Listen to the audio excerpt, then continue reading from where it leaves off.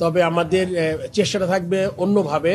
আপনি জানেন যে এবার সবচেয়ে বড় চ্যালেঞ্জ ছিল আমাদের এই নতুন বোর্ড বা আমি অ্যাজ এ প্রেসিডেন্ট প্রথম চ্যালেঞ্জ ছিল লিগে বিপিএল যাতে করতে পারি এবং 7টা টিম নিয়ে যাতে করতে পারি। অনেক বড় বাধা বিপত্তি ছিল, মনে করেন আপনার 3টা টিম চলে গেছে, তারা নাই, নতুন টিমকে আনা, দেশে কারেন্ট পরিস্থিতিতে পয়সা ফ্র্যাঞ্চাইজি ওনার হওয়া এবং আপনার কি বলবো আপনাকে পৃষ্ঠপোষকতা করা কিন্তু খুব বড় একটা চ্যালেঞ্জ ছিল। সো এই চ্যালেঞ্জ আমরা প্রথম আমরা চেষ্টা করেছি যাতে 7টা টিম আসে। আসলে হয় কি প্রথম আপনি দেখবেন যে আপনারা এই টুর্নামেন্টে করতে পারেন কিনা, বাট আপনি খুব ভালো একটা ভ্যালিড কোয়েশ্চেন করেছেন।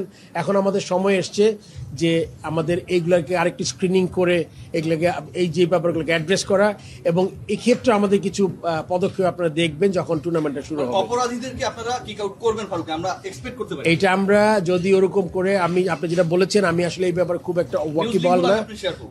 আমি যদি দেখতে পারি তাহলে ডেফিনেটলি এটা যদি অলরেডি একজন খুবই নোন কেউ হয় যেটা করেছে তার ব্যাপারে তো ডেফিনেটলি কোনো ব্যবস্থা নেওয়া যায়।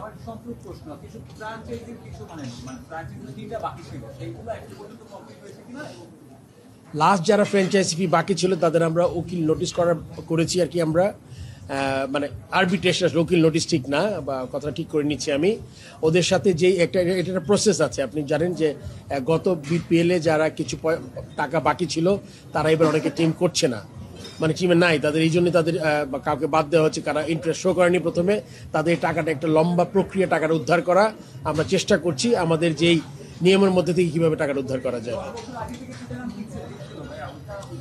ওইটার ব্যাপারে আমি প্রথমে আরেকটা ইয়েতে বলেছি যে ওদের সাথে একটা নেগোসিয়েশন করে আমরা একটা রেট করেছি। এখনও প্রথম চেকটা পাইনি, বাট আমি আশা করছি, কারণ আপনি জানেন 4-5টা টিম তখন ছিল, তাদের কাছে এই সেম অ্যামাউন্টের টাকা বাকি ছিল, চিরং কিংসের কম ছিল, ওইটা আমরা একটা পর্যায়ে এনেছি, বাট ওই বাকি টাকাটাতে এখনো পাইনি, বাট আমি আশা করছি এই চলাকালীন সময় পেয়ে যাবো।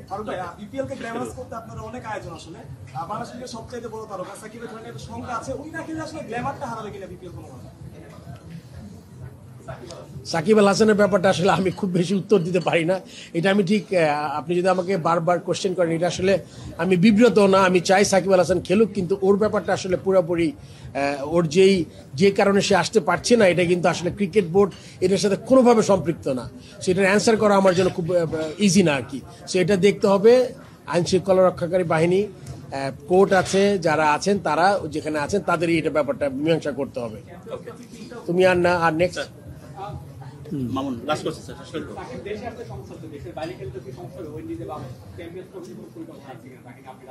আমরা তো এখনো আমাদের লিস্টে আছে, আমরা আশা করি যে ওর একটা মানে সে যেভাবে চাচ্ছে বা এটা কিছু যদি সমাধান হয় তাহলে ডেফিনেটলি স্টিল আমি মনে করি সাকিব এখনো ক্ষমতা রাখে খেলার ন্যাশনাল টিমে।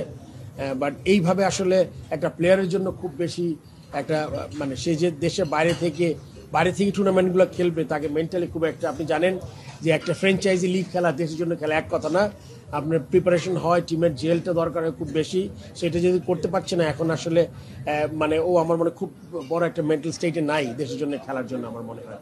সেক্ষেত্রে আমরা মানে এই জিনিসটা ওকে আমরা ওর উপরে ছেড়ে দিয়েছি আমরা যে ও কী চিন্তা করছে। নেক্সট টিম বলে দিব না, টিমকে অ্যানাউন্স না হলে টিম কেমন বলবো আমি আগে তো এখনো কি সম্ভাবনা আছে বলতো টিম আপনি দেখে ফেলবেন, তারপর আমরা ওইটার ব্যাপারে আলোচনা করবো বা কোয়েশ্চেন অ্যান্সার করবো। ওকে, থ্যাংক ইউ।